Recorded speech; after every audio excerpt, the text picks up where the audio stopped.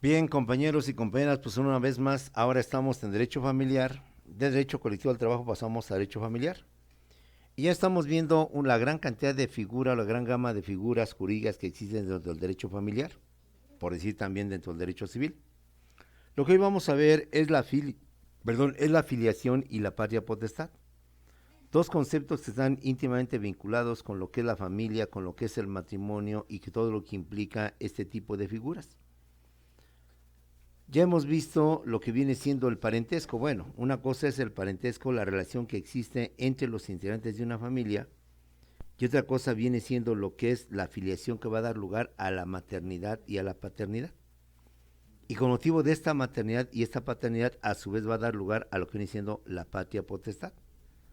Ahí, jóvenes, vamos a prepararnos para ver estos dos conceptos, estos dos términos que implica el derecho familiar y algunos de los aspectos o pormenores que significa cada uno de estas figuras jurídicas del derecho civil y del derecho familiar. Por principio, ¿qué es la filiación? Que reitero, no lo confundas con el parentesco. El parentesco ya lo vimos la clase anterior y que muchas veces la gente llega a confundir entre parentesco y filiación, ¿no? ¿Tienes bien definido qué es parentesco y los tres tipos de parentesco?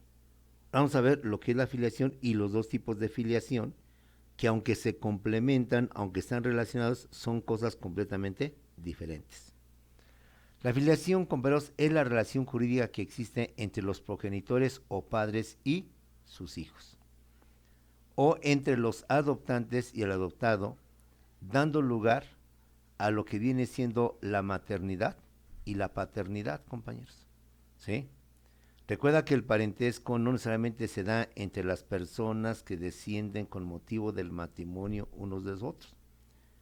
Tenemos el parentesco civil y el parentesco por afinidad, y en consecuencia amplían el vínculo y ya no solamente es entre padres, sino que está entre los suegros, la nuera, está entre los concuños, los cuñados, que es otro tipo de parentesco, otro tipo de relación, mejor dicho.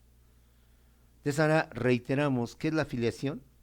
La filiación es la relación jurídica que existe entre los progenitores, únicamente entre los progenitores o padres y sus hijos, o entre los adoptantes y el adoptado, dando lugar a la maternidad y a la paternidad. Porque también se incluye a los adoptantes, porque recuerda que para efectos legales, el parentesco entre adoptantes y adoptados es equiparable al parentesco consanguíneo. De esa manera, aunque se entienden los conceptos, no está por demás pues precisarlos. La maternidad es la relación o vínculo entre la madre y sus hijos. Y sobre esta situación es difícil en un momento determinado determinar la maternidad. ¿Por qué? Porque pues, la maternidad por sí misma se da con motivo del nacimiento del hijo. En cambio, la paternidad es la relación o vínculo que existe entre el padre y lo que vienen siendo sus hijos. Conceptos perfectamente asequibles, entendibles y fáciles de digerir, que no hay ningún problema. El único problema que te lo remarco es que muchas veces solemos confundir parentesco por filiación, pensando que son lo mismo y que en algunas veces he visto que se manejan como sinónimos. No, tienen su diferencia y aquí lo estamos viendo y reitero, el parentesco da lugar a tres parentescos y se da no solamente entre los padres y hijos, sino entre un gran cúmulo de personas que aunque no son padres ni hijos, están dentro de lo que viene siendo el parentesco o la parentela o los parientes. En cambio, la filiación no solamente implica los progenitores y los hijos, los padres y los hijos, dando lugar a lo que es la maternidad y lo que viene siendo la paternidad, misma que puede ampliarse para efecto del parentesco por adopción, porque reitero una vez más, para efectos legales, el parentesco por adopción es equiparable o se equipara al famoso parentesco consanguíneo. Dicho lo anterior, lo que implica la filiación solamente son aspectos, la probanza de la filiación. ¿Cómo acreditar que es mi hijo? ¿Cómo acreditar que es mi padre? ¿Cómo acreditar, aunque es lo menos difícil, que es mi madre y que por tanto soy su hijo?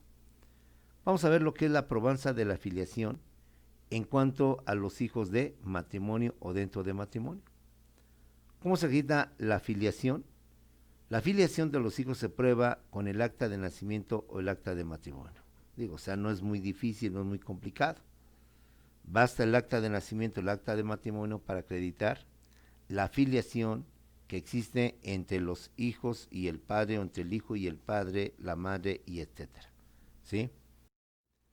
Aquí aparentemente no hay problema. Aquí viene la excepción. Pero ante la falta o defecto de dichos documentos, que puede darse el caso, tal vez no como anteriormente, pero en mucho tiempo sí lo hubo, que con motivo de las personas que vivían en ranchos o en pueblos, no tenían el acta de nacimiento por ignorancia, por negligencia o por falta de registro civil. Hablamos de los años 20, de los años inclusive 1800. Entonces ahí sí había problema.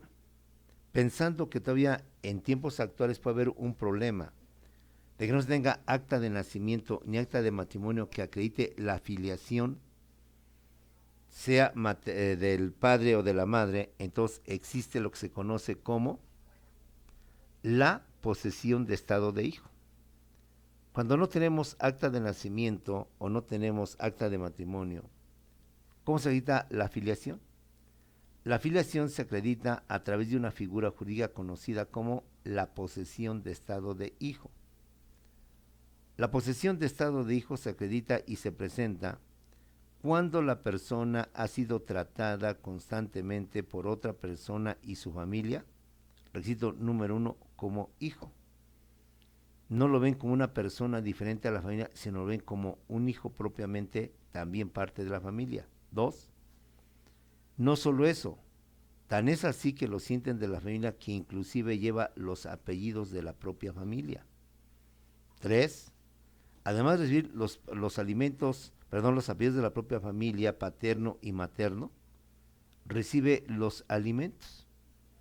Y de esta manera se acredita y se demuestra lo que se conoce en derecho familiar como la posesión de estado de hijo, y en consecuencia, al darle este trato de hijo, a darle y permitirle que lleve los apellidos paternos y maternos, y además de que recibe alimentos como lo vimos en clase anterior, la posesión de estado se acredita. Pero la posesión de estado de hijo se acredita no solamente con lo antes mencionado. Se tiene que demostrar ante un juez de lo familiar, y la debe de acreditar, pero además, de la misma manera, debe de perderse por sentencia. Para que en un momento determinado se determine que no hay posesión de estado de hijo, debe de emitirse una sentencia, y sólo así es como se puede perder. De ahí en fuera no hay forma de perder ese status quo, donde una persona, o un niño o un menor, se le considera como integrante de la familia, precisamente porque se le trata como tal, se le dan lo que vienen siendo los apellidos de la padre, del papá y de la mamá, y además se le dan los alimentos, fundamental en la parte que vimos antes de esta clase, en la clase de la semana pasada. ¿Cómo se lleva a cabo la probanza de la filiación en cuanto a los hijos fuera de matrimonio? Aquí sí hay un problemita más fuerte. ¿Cómo acreditar que un hijo fuera de matrimonio, su papá y su mamá, bueno, en cuanto a la mamá no hay ningún problema? Por parte de la madre, por el simple nacimiento se acredita que ese niño, por tanto, es de la señora, y por tanto acredita lo que viene siendo la maternidad. El problema lo tenemos en cuanto al padre. Por parte del padre, ¿cómo se acredita que ese hijo es fuera de matrimonio?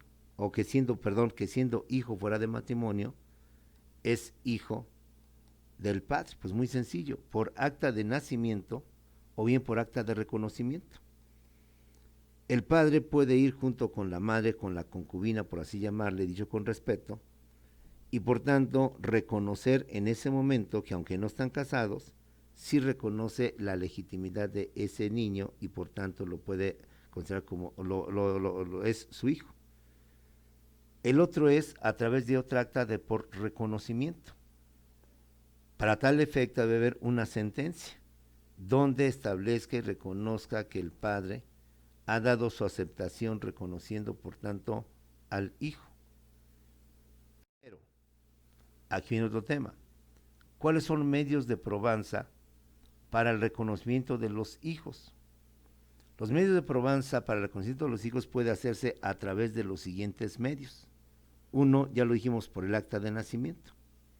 Aunque no hay acta de matrimonio entre los concubinos, si hay acta de nacimiento donde se ostenta el señor como el padre y por tanto como padre está reconociendo de antemano la filiación del hijo. El acta de matrimonio el acta de nacimiento es suficiente para acreditar por tanto esa filiación. Otro medio de probanza es justamente el acta de reconocimiento del registro civil. En su momento oportuno sería ante el juzgado del registro civil y expedir y solicitar por tanto una acta de reconocimiento en donde se acredita o se reconoce que dicho menor o dicha persona es hijo de la persona que va a hacer dicho trámite o dicho procedimiento. Otra forma más de acreditar, compañeros, la existencia de un hijo fuera de matrimonio es a través de acta notarial, a través de escritura pública. Voy ante el notario tiene fe pública y ante el notario declaro, manifiesto, expreso y reconozco la filiación de tal menor y en consecuencia la paternidad hacia tal menor. El notario como fe pública, de hecho lo que está haciendo es formalizar una confesión de la persona, donde de manera libre y espontánea confiesa que dicho menor es su hijo y que aunque no tiene acta de nacimiento, ante el notario lo reconoce, lo acepta y con eso, documento suficiente ante el notario público que tiene fe pública para acreditar la paternidad, la filiación entre el padre y su hijo. Otro instrumento más, otro medio más para acreditar es el testamento. Cuando el padre está a punto de fallecer o el padre siente que va a fallecer, decide su testamento. Quizás como un acto de contrición, un acto de remordimiento de conciencia, pues decide en ese momento reconocer a tal menor o a tal persona como su hijo que tuvo, como su hijo legítimo. En el testamento no solamente podrá disponer el testador de en quién van a quedar los bienes, quién va a ser el heredero de dichos bienes, sino que incluso ahí mismo en el testamento y ante un notario donde se hace también el testamento, él reconoce y confiesa abiertamente que tiene un hijo fuera de matrimonio y el cual ahora a través del testamento lo reconoce y que quizás posiblemente lo reconoce también como heredero. Un remordimiento de conciencia, un remordimiento del corazón quizás y en su último momento que es ante la muerte, pues decide el padre reconocer y si lo hace en testamento, ante el notario, en consecuencia se da ese reconocimiento como tal y se acepta que dicha persona es hijo legítimo del Señor, antes de morir lo reconoció y lo aceptó. Un medio más que se tiene para poder reconocer a un hijo fuera de matrimonio es a través de una confesión judicial expresa. Recordemos que la confesión como medio de prueba, y eso lo vimos en derecho procesal, es la prueba por excelencia, la reina de las pruebas. Porque si la misma persona confiesa su pecado, confiesa su situación, pues ¿qué más queremos?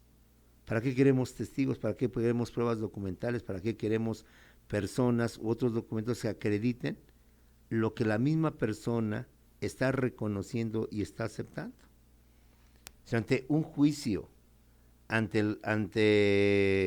el tribunal, la persona confiesa que tiene un hijo, tiene hijos fuera de matrimonio y que son fulanos, sultanos y menganos, prueba suficiente para acreditar y reconocer a la paternidad de esa persona, de ese menor de edad. Como puedes ver, hay varios documentos o varias instancias que se protege a los hijos fuera de matrimonio y que de alguna manera se reconoce su paternidad, no necesariamente ante el registro civil y no necesariamente con un acta de nacimiento. Como lo estamos viendo, lo puede hacer a través de una confesión judicial expresa. Porque te reitero una vez más, la confesión, como vimos en procesal, es la reina de todas las pruebas, y si la propia persona está confesando, está manifestando ante un juez, que también como el notario tiene fe pública y que por tanto da por hecho todo lo que dice el confesado, pues simplemente se reconoce antemano la paternidad de ese menor o de esa persona. Otro medio que se tiene es el acta de matrimonio. Cuando la pareja se va a casar y se celebra el matrimonio, el padre puede hacer una nota o un asiento, o puede pedir que se haga un asiento en el acta de matrimonio, donde reconoce la paternidad del hijo o del niño que tiene lo que hoy viene siendo la madre. Como puedes ver, otro medio a través del cual se reconoce a los hijos fuera de matrimonio en la misma acta de matrimonio. Mismo documento donde se lleva a cabo la boda o el casamiento, se formaliza dicha situación. Se puede hacer una nota donde el padre confiese o declare y reconozca la paternidad de ese menor o de esa persona. Vamos a ver ahora la filiación por parte de los hijos. Vimos la filiación por parte de los padres, que son dentro de matrimonio, y la filiación por parte de los padres fuera de matrimonio. Pero los hijos también tienen esa potestad o esa facultad, este derecho de acreditar la filiación. Porque a lo mejor el padre o el probable padre o presunto padre ya murió, o porque el padre de plano no los quiere reconocer o no los acepta. No por eso los hijos que consideran que son hijos de tal señor o de tal persona quedan indefensos y quedan por tanto sin manera de poder acreditar esa paternidad, esa filiación. Vamos a ver ahora entonces la filiación por parte de los hijos, compañeros. Los hijos mayores o menores, a través de sus representantes, podrán solicitar ante el juez familiar la investigación de la maternidad o de la paternidad. Y en caso de comprobarse esta filiación, la autoridad, en este caso el juez, mediante resolución judicial declarará el reconocimiento del hijo. Esto es muy importante, porque aparentemente los hijos fuera de matrimonio solamente podrán ser reconocidos si el padre o la madre así lo hacen.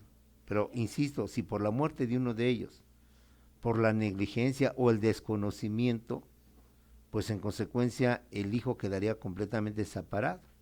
Porque mientras los padres no hagan algo por reconocerlos como tales, el hijo por tanto quedaría indefenso, quedaría sin medios para poder acreditar esa filiación, esa paternidad.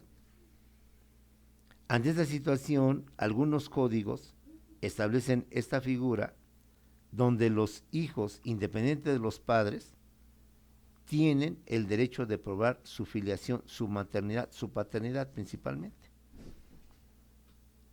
¿Y cómo lo hacen? A través de lo que te hemos mencionado, de sus representantes podrán solicitar ante el juez familiar la investigación de la maternidad o paternidad, y en caso de acreditarse o de comprobarse o de demostrarse, el juez mediante sentencia declarará el reconocimiento del hijo, pero el trámite fue por parte del hijo y no por parte de los padres. De esta manera el hijo tiene un medio de defensa, un medio de protección, un medio para hacer valer su calidad de hijo, su filiación y por tanto la maternidad o la filiación respectiva. Pasemos ahora en donde el Código Civil es muy expreso y muy claro. ¿En qué casos se puede autorizar la investigación de la paternidad? La investigación de la paternidad de los hijos está permitida, y dice el Código, bajo los siguientes casos. 1. En caso de rapto, estupro o violación, se puede pedir la investigación de la paternidad. Habiendo una violación, digo con respeto, pueden ser muchas las personas, muchos los hombres que hayan pasado sobre esa mujer. En consecuencia, difícilmente se podrá saber quién es el padre. En este caso, la autoridad puede permitir, se lleve a cabo la investigación por determinar realmente quién es el padre. En caso de rapto, por razones igual obvias, siendo el rapto de un menor y pasados los años, los padres biológicos se pueden perder, en el sentido de que quiénes son.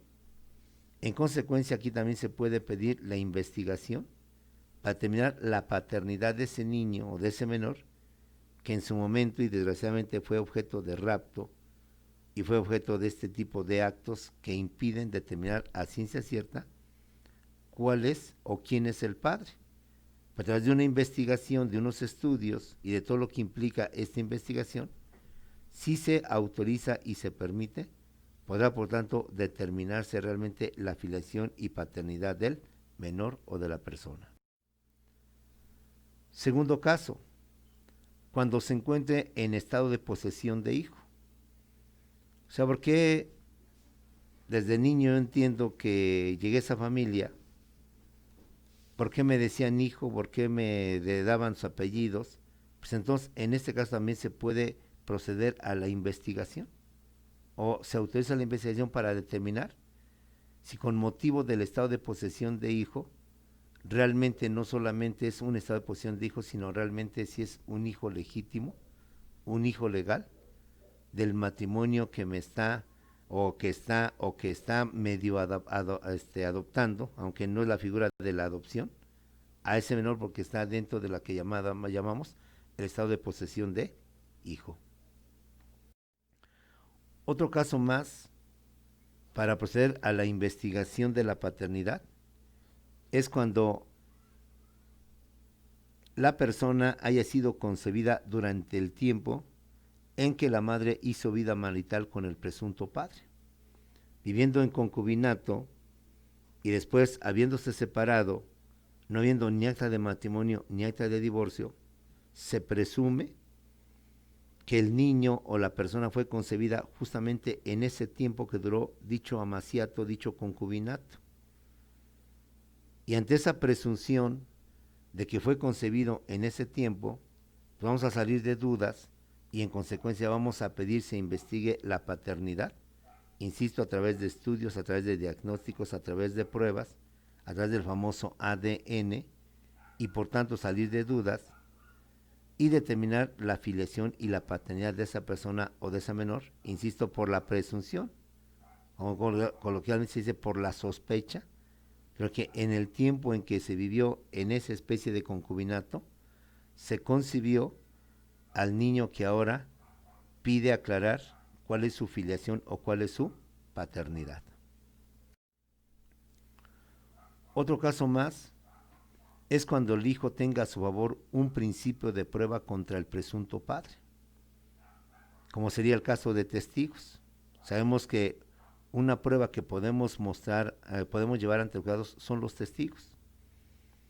Y hay varios testigos que conociendo a ellos, a los concubinos, a las personas que quieren fuera de matrimonio, pues sospechan o también presumen que es hijo de ellos. Entonces, cuando el menor o el hijo tenga pruebas en donde exista la posibilidad de que el padre, de que la persona sea el padre, entonces ahí también tenemos otro siguiente caso donde se puede abrir la investigación para que se determine si realmente es o no es, con motivo de los dichos, de los testimonios, de los documentos o algún otro tipo de prueba, que usted como futuro abogado sabrá qué tipos de pruebas puedan acreditar la paternidad y la filiación. Como puedes ver, hay varios medios, varios mecanismos legales a través de los cuales podemos acreditar la filiación o paternidad de un menor o de una persona, sobre todo en los casos fuera de matrimonio, sobre todo en los casos donde no hay acta de nacimiento, donde no hay otro documento que acredite legalmente o debidamente esa paternidad, esa filiación. De tal suerte que podemos concluir que los niños en esta circunstancia o las personas bajo esta circunstancia no están desamparados, no que están sujetos a que el padre o la madre en un acto de arrepentimiento, en un acto de contrición, en un acto de temor ante Dios, en un acto ante la muerte, y en último momento cuando ya el menor ya no es ni tan menor, y a lo mejor es una persona de 30, de 40 o hasta de más años, se reconozca apenas esa filiación o esa paternidad. ¿Por qué esperar tanto tiempo si antes de ese tiempo o antes de que llegue, y eso está por llegar, ese acto de contrición o de remordimiento, puedan las personas por sí mismas, a través de este tipo de instrumentos que la misma ley le otorga, poder acreditar y poder demostrar esa paternidad y esa filiación? Como puedes ver, hay mucho campo de estudio, mucho campo de probanza, mucha forma de manejar tus futuros asuntos o litigios que vas a llevar como futuro abogado, porque desde ahorita ya vas visualizando, ya vas viendo, y al rato tocará poner en práctica. Por eso es importante que estos conocimientos los tengas frescos, los tengas mentalmente bien, los tengas, y cuando se presente algo, inmediatamente sepas por dónde conducirte, por dónde meterte. Y no andar buscando, ay, ¿qué es filiación? ¿Qué es lo que quiere esta persona con la filiación? ¿Por qué quiere que te des un problema de filiación? Tú al momento que te dan filiación sepas qué es, o a tu cliente. No, mire, esto no es de parentesco, es de filiación. Y para poder acreditar algo que es fuera de matrimonio, pues vamos a hacerlo de esta u otra manera. Sí, jóvenes, te sigo y te invito y te exhorto, y perdón por ser repetitivo, a que sigas estudiando, a que tengas ya los conceptos con los nuevos que te estamos dando tus diversos maestros, puedes tener ese conocimiento jurídico en tu mente, puedes tener en tu cerebro esa capacidad de tenerlos ahí y no estés dependiendo de tu celular, porque en una plática, en una charla con el cliente, con tu futuro cliente, con la futura víctima, con el futuro afectado, o con la contraparte, con el juez o con el proyectista, a menos sepas manejar y entender todo y no estés con tu cara de cuat y no nada más estés dando avión a las personas sin conocerlo para justificar la falta de conocimiento, la falta de entender las cosas. Vamos a ver ahora, compañeros, lo que es la patria potestad. Ya vimos lo más importante de la afiliación, los detallitos, los pormenores, jóvenes, pues eso hay que seguirlo consultando cuando venga el caso práctico. Si tú ves los códigos, y te invito a que los leas, no te conformes con lo que el maestro te dice, y no solo con lo que el código dice, sino con lo que los libros dicen. Recuerda que los libros no tanto repiten lo que dice el código, sino que lo explican, lo amplían, lo desglosan. Lo mismo, no tanto es que los maestros te repitamos lo que dice el código, sino que tratamos de ampliar, de desglosar, de explicar esos conceptos, esos términos. Entonces, como puedes ver, tienes un código, tienes pues unos maestros, y quizás lo más importante, también tienes muchos libros, y lo más importante, tienes tu cerebro para tener estos conocimientos y poder desempeñarte como lo que va a ser un abogado a futuro. Otra figura importante dentro del derecho familiar, dentro de la familia, dentro de lo que viene siendo esta área importantísima del derecho, es la patria potestad. Por eso, así como hay abogados penalistas, hay abogados mercantilistas, abogados civilistas que se dedican nada más a cierto renglón de la abogacía, también hay abogados familiares que solo dedican nada más a estos temas del derecho familiar. Nosotros apenas estamos visualizando, y que posiblemente por razón de tiempo y de acuerdo al temario vamos a ver solamente algunos de ellos, no todos en su totalidad, pero que al menos tienes un referente y sabes si es un asunto civil, un asunto familiar, un asunto penal. Por eso nunca he sido muy de acuerdo con eso de los exámenes. Ahorita sí, por razones de la contingencia y por razones propias, pues hacemos exámenes de opción múltiple. Que cosa siempre he dicho, nunca he estado de acuerdo con ellos, porque ahorita, salvo en este caso, son muy prácticos, porque nunca tu cliente te va a llegar. Oiga, abogado, ya le platiqué mi problema, ya le dije qué es lo que tengo y por qué vine a verlo. Bajo esa perspectiva, abogado, dígame lo siguiente: mi asunto es de carácter civil, mercantil, penal o familiar. No, tú lo tienes que deducir en base a lo que él te diga. ¿Sabe qué, señor? Este asunto es un asunto penal. Yo soy civilista, mire, tengo un amigo, vaya aquí al otro despacho, él le podrá resolver su problema. pensando que es un asunto penal. Abogado, ya una vez que le dije, esto es un delito ¿qué? De lesiones, de patrimonio, de libertad sexual o de qué tipo es. No, o sea, por eso nunca, porque tú te acostumbras a que te den uno las respuestas y tú es el que tienes que dar la respuesta. Y en la vida práctica tú es que tienes que darle la respuesta a tu cliente y no tu cliente te va a decir a ti qué es lo que tienes. Es tanto como decirle al doctor después de que yo le dije todos mis males, oye doctor, ¿qué es lo que tengo? Inciso a ver, colitis. Inciso B, gastritis. Inciso C, parasitosis o bueno, lombrices y parásitos intestinales. Inciso D, estreñimiento. Porque eso nunca va a ser en la práctica. Por eso te he dicho que dependas del cerebro y no dependas del celular. ¿Qué es la patria potestad, compañeros? La patria potestad es la institución derivada de la filiación. Ve cómo se concatenan, cómo se relacionan todos los conceptos y cómo se van dando uno tras otro. El matrimonio va a dar lugar al parentesco. Con motivo del matrimonio y parentesco va a dar lugar a la filiación. Con motivo de la filiación va a dar lugar a la patria potestad. Y así se van a ir dando una serie de fenómenos. Con la patria potestad se va a dar la emancipación.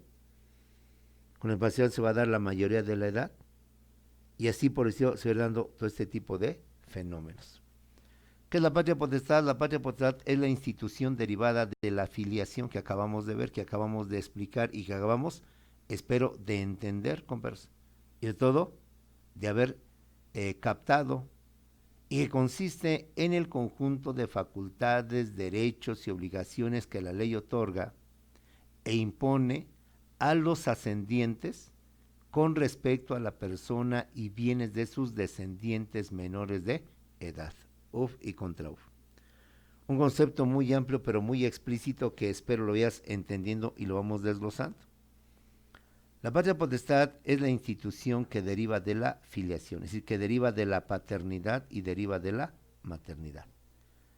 Y consiste en un conjunto de facultades, de derechos y obligaciones que la ley le otorga, y no solamente le otorga, le impone a los ascendientes con respecto a la persona y viene de sus descendientes menores de edad. ¿Sale? Porque junto a la patria potestad tenemos también la tutela y la curatela, pero ahorita no los confundamos y limitemos nada más a lo que es la mera patria potestad, que son derechos, obligaciones y facultades a los ascendientes con respecto a la persona y bienes de sus descendientes menores de edad. De esta manera, con motivo de la patria potestad, se presentan dos personas o dos elementos personales de la patria potestad, quienes son los sujetos activos de la patria potestad y los sujetos pasivos de la patria potestad. Los sujetos activos son los ascendientes, en este caso son los padres, y a falta de ellos son los abuelos paternos y los abuelos maternos. ¿Quiénes son los sujetos activos? Pues los que ejercen la patria potestad, los que llevan a cabo la patria potestad. Y son los ascendientes, es decir, son los padres, y a falta de los padres son los abuelos paternos, y a falta de ellos son los abuelos maternos. ¿Quiénes son los sujetos pasivos? Los que están sujetos a la patria potestad, los que dependen de otros, los que ejercen sobre ellos la patria potestad. Y vienen siendo los descendientes, es decir, los hijos y los nietos menores de edad, y que por tanto va a comprender a las niñas, a los niños y a los adolescentes. Pues de acuerdo con la psicología y otras ciencias, son menores de edad los infantes, los niños, los pubertos y lo que vienen siendo los adolescentes, porque la adolescencia llega hasta los 18 años. Y a los 18 años dejamos de ser menores de edad para convertirnos en mayores de edad. Por tanto, los menores de edad, de los adolescentes hacia abajo, son los que están sujetos a la patria potestad, a los sujetos activos, es decir, a los padres, a los abuelos paternos y a los abuelos maternos. ¿Cuáles son los aspectos que comprende la patria potestad? Ya dijimos, son derechos, son facultades y son obligaciones, en términos generales. Pero de forma concreta, de forma clara, ¿cuáles son esos aspectos, esos derechos, esas obligaciones, esas facultades que se deben de ejercer con motivo de la patria potestad? Son muchas y vamos desglosando cada uno de ellos. La patria potestad, ante todo, comprende la representación legal.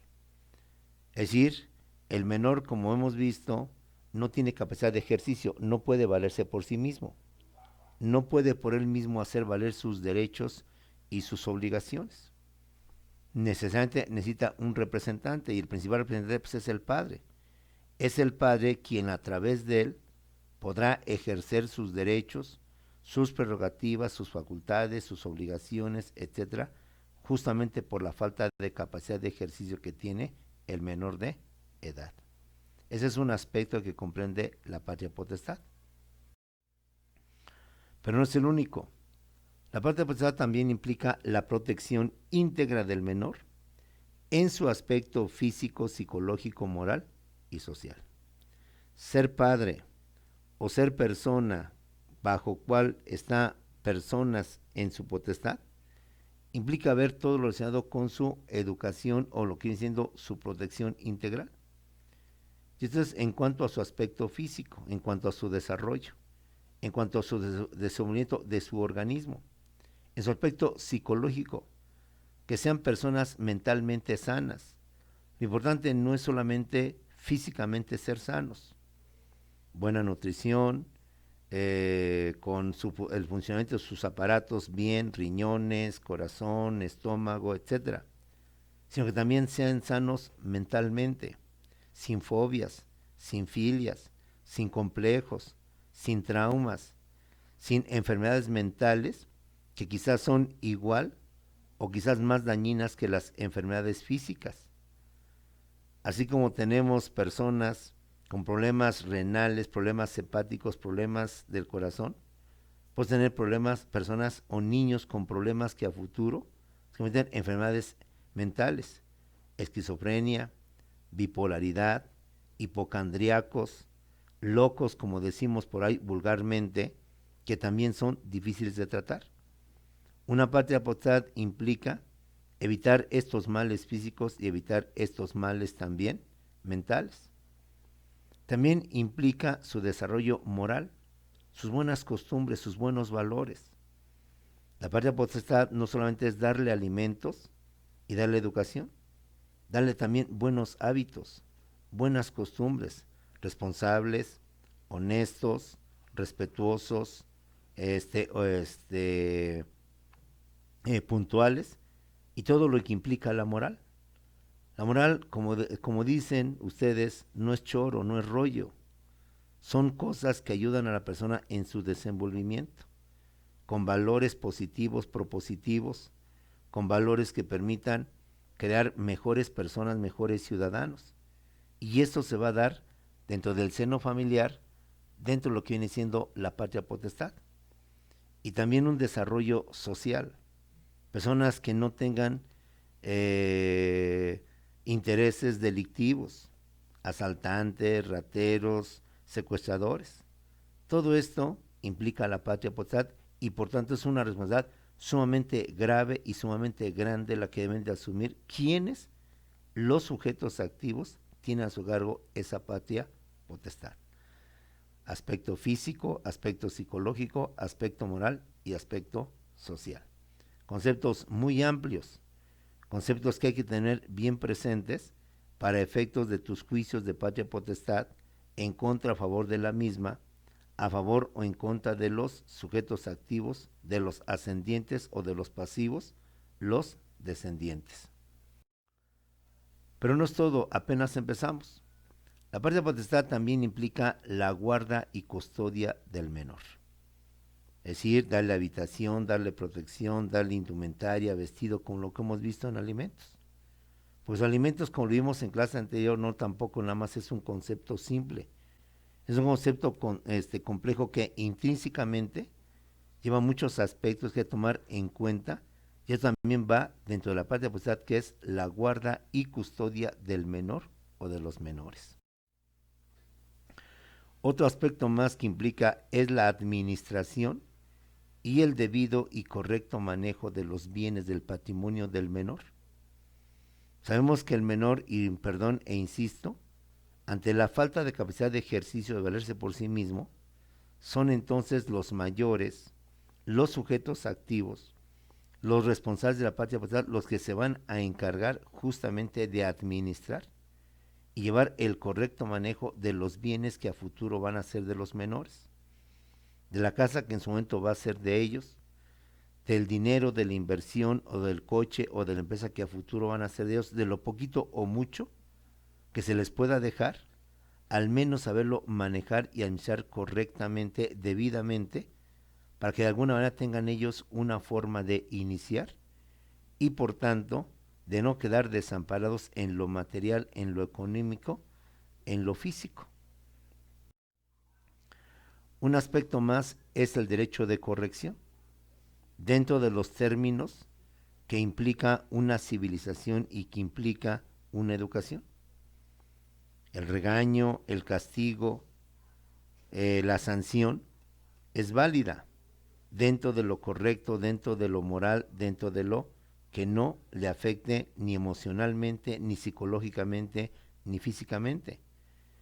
Quien lo deje marcado mentalmente en su ánimo o en su deseo de venganza, en su ánimo o deseo de inclusive de matar, que no le deje ninguna marca en su aspecto físico, una lesión, un golpe, un descalabro, una herida, que al final lo llegue a marcar.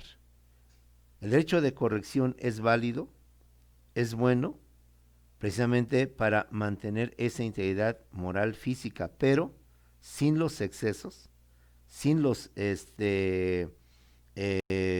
extremos a que nos puede inducir una mala corrección, una indebida corrección hacia aquellos quienes apenas inician el despertar de una vida que los debe de llevar a lo que hemos dicho, personas íntegras y personas correctas. Vamos a ver ahora las obligaciones de los que ejercen la patria potestad. Vamos a decir que ahí vimos lo positivo, el derecho a corregirlos, el derecho a etcétera. Ahora vamos a ver cuáles son las obligaciones de los sujetos activos, de los padres, de los abuelos paternos, de los abuelos maternos. Estas obligaciones solamente son relacionadas a la patria potestad, también implican lo que es la tutela, implican lo que es la curatela, implican lo que es la guarda y custodia, y sobre todo implica cuando no son personas, sino también cuando son instituciones públicas o privadas. ¿Cuántos niños huérfanos, cuántos niños abandonados, sin saber quién es el padre y pues obviamente menos quién es la madre y quiénes son, los abuelos y quiénes son los paternos y los maternos? Son las instituciones de beneficencia pública, los orfanatos, quienes entonces se van a encargar como instituciones públicas o como instituciones privadas de lo que es la patria potestad sobre los menores de la edad. Por tanto, como puedes ver, las obligaciones solamente son para los padres, para los abuelos, sino también para aquellas instituciones públicas o privadas que de alguna manera se hacen cargo de estos niños en orfandad, de estos niños abandonados, y que por tanto van a tener la obligación de cumplir con la patria potestad. Las obligaciones son: 1. Garantizar sus derechos alimentarios, su desarrollo integral y ejercicio de sus derechos. Ya por alimentos me ahorro la fatiga, porque en clase anterior vimos la gran cantidad de conceptos o de aspectos que incluyen los alimentos.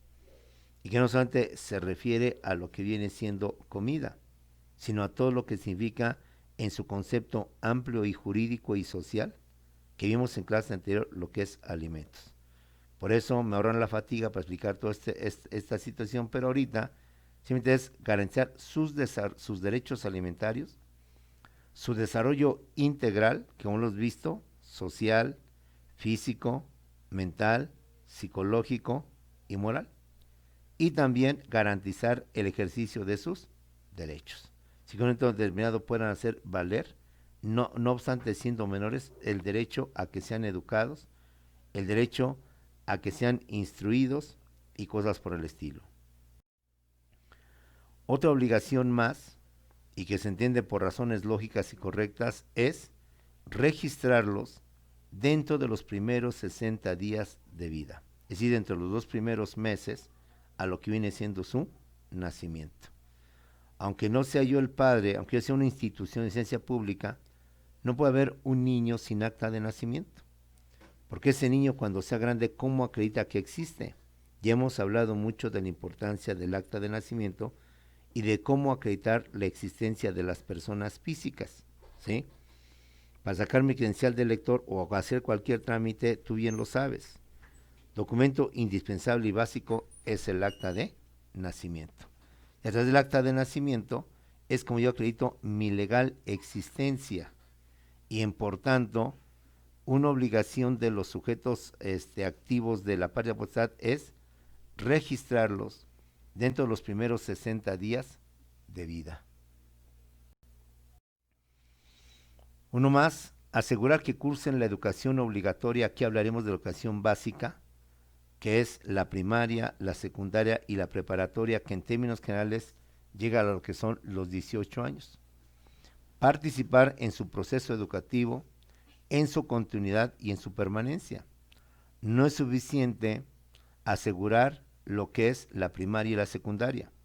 Debemos de procurar, quienes tenemos bajo la patria potestad, que ellos continúen con su nivel medio superior, su superior y si es posible inclusive hasta su posgrado, que sería la especialidad, la maestría y el doctorado. Aun cuando sean mayores de edad, aun cuando ellos ya hayan dejado de estar bajo la patria potestad, lo importante es cimentar en ellos las bases para continuar y permanecer dentro de lo que es la preparación, el estudio profesional de posgrado, de especialización, etcétera, etcétera. De igual manera, asegurar un entorno afectivo, comprensivo y sin violencia para el pleno desarrollo de su personalidad. Hacer, pues, que estos menores vivan dentro de un entorno afable, amable, cariñoso, tierno, lleno de amor, que aunque suene medio cursi, medio ridículo, es así como formaremos hombres y personas sin odio, sin venganza, sin rencor, que a futuro van a provocar personas disfuncionales y provocar y dar sociedades disfuncionales, que ya de por sí tenemos bastante nosotros, usted y yo, viviendo en un mundo lleno de violencia, lleno de muerte, de secuestros y demás situaciones. Aunque suene cursi, es importante asegurarles a los menores y a los que están bajo la patria potestad un entorno afectivo, comprensivo y sin violencia para el pleno desarrollo de su personalidad. Pues según la psicología, todos aquellos delincuentes que han tomado, como decimos, el mal camino, son justamente estas personas que no han tenido ese entorno afectivo, ese entorno comprensivo y ese entorno sin violencia, todo lo contrario, violencia interfamiliar, viendo cómo el padre maltrata y golpea a la madre, viendo cómo el padre inclusive abusa de sus hermanos, hijos menores. Otra obligación más es fomentar el respeto a las personas. Y no solo el respeto a las personas, sino también a los bienes propios, a las cosas, a la familia y a la comunidad, compañeros.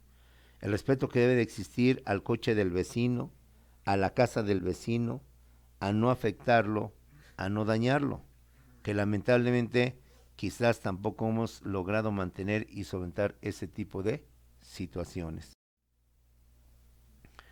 De igual manera, protegerlos contra toda violencia, maltrato, perjuicio, daño, agresión, abuso, venta, trata de personas y explotación. Si bien lo importante es cuidarlos, custodiarlos y guardarlos, no llega nada más hasta eso. Guardarlos, custodiarlos y cuidarlos implica además protegerlos contra todo acto de violencia, contra todo maltrato, contra todo perjuicio o daño. Que si en alguno de los cónyuges o en alguno de los esposos o mejor dicho de los padres no se da, pues que al menos en el otro sí se dé justamente para protegerlos. Dice muchas veces que el enemigo no está fuera de casa, sino que está dentro de casa. Que el que hace daño no está afuera de casa, sino que está dentro de la casa. Y si uno de ellos, o de los cónyuges, de los esposos, mejor dicho, es el que no mantiene estas obligaciones, que en el otro perdure la cordura, la razón, el amor, para que él trate de mantener este tipo de obligaciones que son fundamentales para el sano desarrollo y desenvolvimiento de lo que viene siendo la persona, para que en su estado de adulto o de adultez, pues una persona que no se una a las filas de disfuncionales o de familias o de grupos disfuncionales que atentan y que violentan constantemente a la sociedad y a lo que vienen siendo sus integrantes. Otra obligación que implica la patria potestad es tomar en cuenta que los menores de edad piensan, razonan y en consecuencia también pueden ser considerados emitiendo opiniones. Por tanto, una obligación más de los sujetos activos de la patria potestad, llámense padres o abuelos, es considerar su opinión para la toma de decisiones que les conciernen de manera directa, sobre todo en este sentido. En aquellas decisiones se le conciernen a lo que es de manera directa. No nada más es obligarlos a que estudien, sino decirles qué es lo que quieres estudiar. No solamente exigirles que vayan a la escuela, sino decirles qué escuela es la que tú prefieres. No solamente decirles convive y ten amigos, sino decirles cuáles son tus amigos y orientarlos en qué tipo de amigos son los que quieren o desean tener. La patria potestad, como puedes ver, es un concepto quizás más amplio, más complejo que la propia término de los alimentos. Y que todo esto, pues lo vemos en la práctica como algo simplemente que es darles de comer, llevarlos a la escuela y se acabó. Hay más y son muchas cosas que entender y que conocer. Y con tu futuro abogado lo estás desglosando, lo estás detallando, para que en caso necesario de llevar un juicio en este sentido, a favor o en contra, tengas los elementos y que puedas ver que no solamente la señora o el señor no les dan de comer, sino que además han incumplido en esto, y ve la gran cantidad o el gran cúmulo de obligaciones que tienen las personas para llevar a cabo todo esto. Para terminar, una obligación más es educar en el conocimiento y uso responsable de las tecnologías de la información y la comunicación. Sabemos que en Internet hay muchas páginas, hay muchas ventanas, hay muchas aplicaciones que pueden trastornar y pueden afectar la educación y el desarrollo de los niños. Entonces no debemos de dejar nada más a que ya tienen su celular y a que tienen ya su computadora, sino cuidar el debido conocimiento, educarlos en el conocimiento y uso responsable de dichas tecnologías, así como también de la comunicación, jóvenes. Con esto terminamos nuestras 2 horas de Derecho Familiar. Tuvimos un examen, posiblemente ya no tengamos tiempo para podernos ver en Zoom. Fueron 53 minutos de clase, 54. Son 6, 7, si hay alguna duda, alguna aclaración, algún comentario, te pido de favor te comuniques conmigo por el cel, tú lo tienes, porque para 6 minutos mejor aprovecha para preparar tu siguiente examen de la materia de la maestra y vuelvo a repetirte, en caso de duda, de aclaración o de comentario, dado que ahorita el Zoom nos deja muy poco tiempo, te pido de favor que te comuniques a mi cel, y ahí estamos viendo cualquier aclaración, cualquier comentario. Tenemos entonces la siguiente clase, compañeros, que será dentro de 8 días para aclarar lo del examen, tus calificaciones, espero que las tenga pronto y cualquier pormenor. Hasta luego, jóvenes, nos vemos la siguiente clase.